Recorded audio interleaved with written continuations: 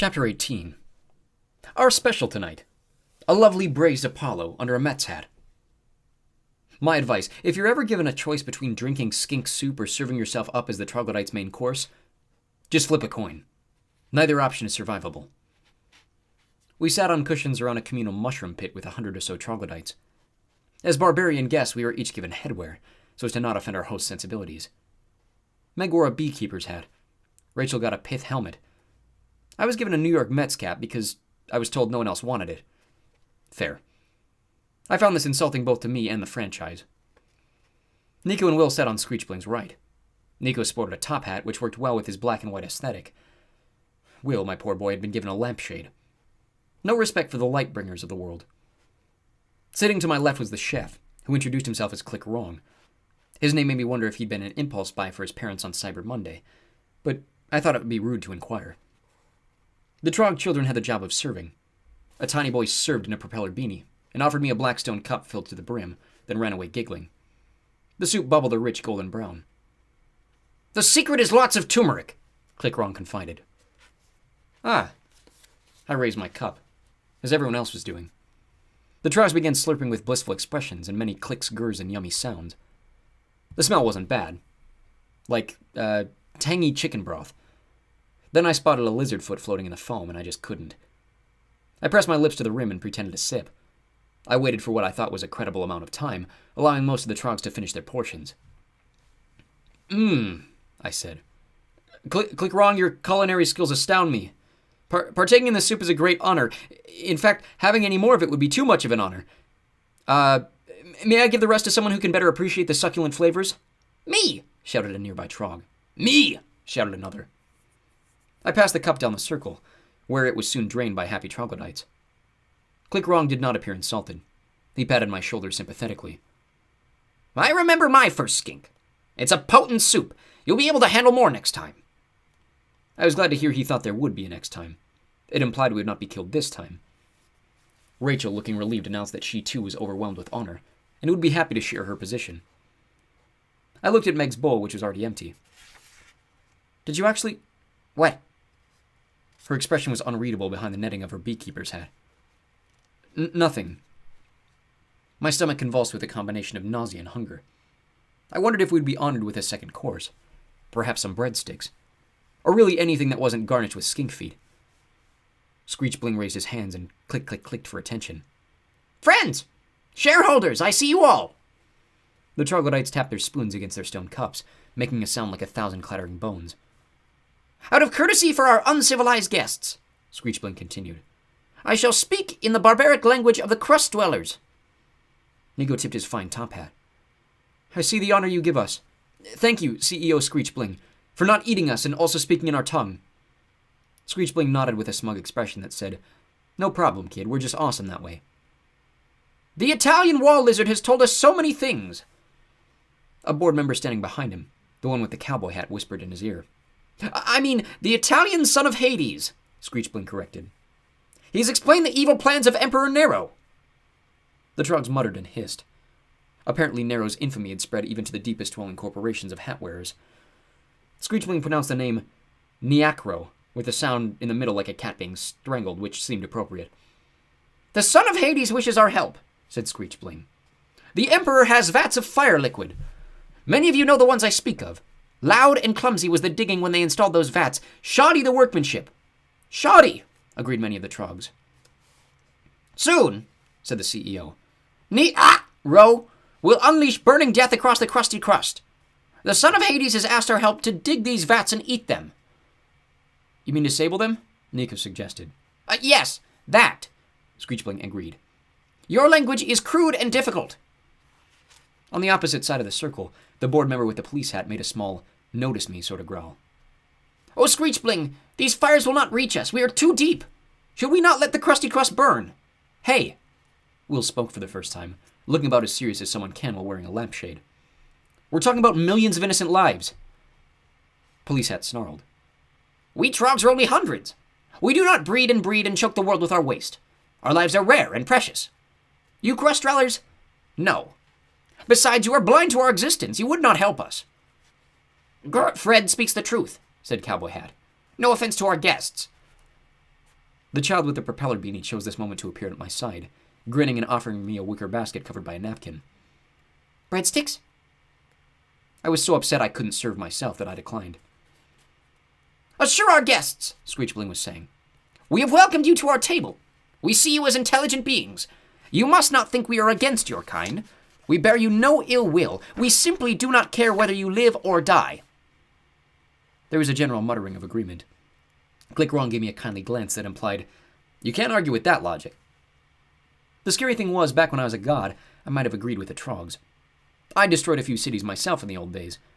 Humans always popped up again like weeds. Why fret about one little fiery apocalypse in New York? Now, though, one of those not-so-rare lives was Estelle Blofus, giggler and future ruler of Krusty Krust, and her parents Sally and Paul. In fact, there wasn't a single mortal I considered expendable. Not one deserved to be snuffed out by Nero's cruelty. The revelation stunned me. I'd become a human life hoarder.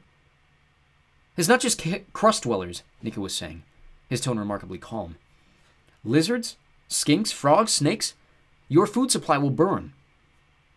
This caused some uneasy mumbling, but I sensed that the Trogs were just not swayed. They might have to range as far as New Jersey or Long Island to gather their reptiles. They might have to live on breadsticks for a while. But so what? The threat wasn't critical to their lives or their stock prices. "What about hats?" Will asked. "How many haberdasheries will burn if we don't stop Nero? Dead haberdashers cannot make Trog haberdashery." More grumbling, but clearly this argument wasn't enough either. With a growing sense of helplessness, I realized we wouldn't be able to convince the troglodytes by appealing to their self-interest. If only a few hundred of them existed, then why should they gamble their own lives by tunneling into Nero's doomsday reservoir? No god or corporation would accept that level of risk. Before I realized what I was doing, I had risen to my feet. "Stop! Hear me, troglodytes!" The crowd grew dangerously still, hundreds of large brown eyes fixed on me. One trog whispered, "Who is that?" His companion whispered back, "Don't know, but he can't be important. He's wearing a Mets hat." Nico gave me an urgent, sit down before you get us killed look. "Friends," I said, "this is not about reptiles and hats." The Trogs gasped. I just implied that two of their favorite things were no more important than crust dweller lives. I forged ahead. "The Trogs are civilized. But what makes a people civilized?" "Hats," yelled one. "Language," yelled another. "Soup?" inquired a third. "You can see," I said. "That is how you greeted us. You saw the son of Hades. And I don't mean just seeing with your eyes. You see value, and honor, and worthiness. You see things as they are. Is this not true?" The Trogs nodded reluctantly, confirming that, yes, in terms of importance, seeing was probably up there with reptiles and hats. "You're right about the crust dwellers being blind," I admitted. "In many ways they are. So was I for centuries." "Centuries?" Glickwrong leaned away as if realizing I was well past my expiration date. "Who are you?" "I was Apollo," I said, "god of the sun. Now I'm a mortal named Lester." No one seemed awed or incredulous, just confused. Someone whispered to a friend, "What's a sun?" Another asked, "What's a Lester?" "I thought I knew all the races of the world," I continued. "But I didn't believe troglodytes existed until Nico brought me here. I see your importance now. Like you, I once thought crust dwellers' lives were common and unimportant. I've learned otherwise. I would like to help you see them as I have. Their value has nothing to do with hats." Screechbling narrowed his large brown eyes. "Nothing to do with hats?" "If I may." As non-threateningly as I could, I brought out my ukulele. Nico's expression changed from urgency to despair, like I had signed our death warrants. I was used to such silent criticism from his father. Hades had zero appreciation for the fine arts. I strummed a C major chord. The sound reverberated through the cavern like tonal thunder. Trogs covered their ears. Their jaws dropped. They stared in wonder as I began to sing. As I headed Camp Jupiter, I made up the words as I sang along. I sang of my trials, my travels with Meg, and all the heroes who had helped us along the way. I sang of sacrifices and triumphs. I sang of Jason, our fallen shareholder, with honesty and heartache, though I may have embellished the number of fine hats he wore. I sang of the challenges we now faced, Nero's ultimatum for my surrender, the fiery death he had in mind for New York, and even the greater menace of Python, waiting in the caverns of Delphi hoping to strangle the future itself. The Trogs listened with rapt attention. No one so much as crunched a breadstick.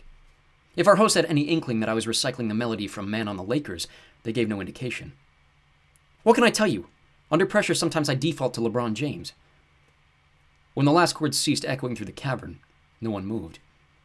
Finally, Screechbling wiped tears from his eyes. That sound was the most horrible thing I've ever heard. Were the words true? They were. I decided perhaps the CEO had confused horrible with wonderful, the same way he confused eat with disable. I know this because my friend here, Rachel Elizabeth there, she sees it. She's a prophetess and has the gift of clear sight. Rachel waved, her expression hidden under the shadow of her pith helmet. If Nero isn't stopped, she said, he won't just take over the Krusty Krust. Eventually he'll come for the Trogs too, and every other hat-wearing people. Python will do worse. He'll take away the future from all of us. Nothing will happen unless he decrees it. Imagine your destiny controlled by a giant reptile. This last comment hit the crowd like a blast of Arctic air. Mothers hugged their children. Children hugged their breadstick baskets. Stacks of hats trembled on every troglodyte head. I suppose the Trogs, being eaters of reptiles, could well imagine what a giant reptile might do to them. But that's not why you should help us, I added. Not just because it's good for Trogs, but because we all must help one another. That's the only way to be civilized. We must see the right way, and we must take it. Nico closed his eyes, as if saying his final prayers.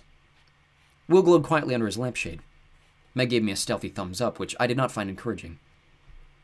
The Trogs waited for Screechbling to make his decision as to whether or not we would be added to the dinner menu. I felt strangely calm. I was convinced we made our best case. I'd appealed to their altruism. Rachel had appealed to their fear of a giant reptile eating the future. Who could say which argument was stronger? Screechbling studied me in my loser hat. What would you have me do, Lester Apollo? He used Lester the same way he used Screech or Clicks before other names, almost like a title, as if showing me respect. Could you dig under the Emperor's tower undetected? I asked, allowing my friends to disable the vats of Greek fire. He nodded curtly. It could be done. Then I would ask you to take Will and Nico... Rachel coughed. And Rachel, I added, hoping I was not sentencing my favorite priestess to die in a pith helmet. Meanwhile, Meg and I must go to the Emperor's front door so we can surrender. The Trogs shifted uneasily. Either they did not like what I said, or the skink soup had started to reach their intestines. Gur Fred glared at me from under his police hat. I still do not trust you. Why would you surrender to Nero? I see you, oh, Gur Fred, Nico said. Mighty of Hats, corporate security chief. You're right to be wary, but Apollo's surrender is a distraction. A trick. He'll keep the Emperor's eyes away from us while we tunnel. If we can fool the Emperor into letting down his guard... His voice trailed off. He looked at the ceiling as if he'd heard something far above. A heartbeat later, the Trogs stirred. They shot to their feet, overturning soup bowls and bread baskets. Many grabbed obsidian knives and spears. Screechbling snarled at Nico. Tori Silvestri's approach! What have you done, son of Hades? Nico looked dumbfounded. Nothing. We fought a herd on the surface, but we shadow-traveled away. There's no chance they could have... Foolish crust-dwellers! Howled Girl Fred. Tori Silvestris can track their prey anywhere. You've brought enemies to our headquarters. Hey, Morris! Take charge of the tunnelings. Get them to safety! Creek Morris began gathering up the children. Other adults started pulling down tents, collecting their best rocks, hats, and other supplies. It is well for you we are the fastest runners in existence, snarled Click Wrong, his chef's hat quivering with rage. You have endangered us all! He hefted his empty soup cauldron, jumped onto the roadway, and vanished in a skink-scented whoosh. What of the crust dwellers? Gurfred asked his CEO. Do we kill them or leave them for the bulls? Screechbling glowered at me. Fred, take Lester and Apollo and Meg Girl to the Tower of Nero. If they wish to surrender, we will not stop them. As for these other three, I will... The platform shook. The ceiling cracked, and cows rained down from the encampment.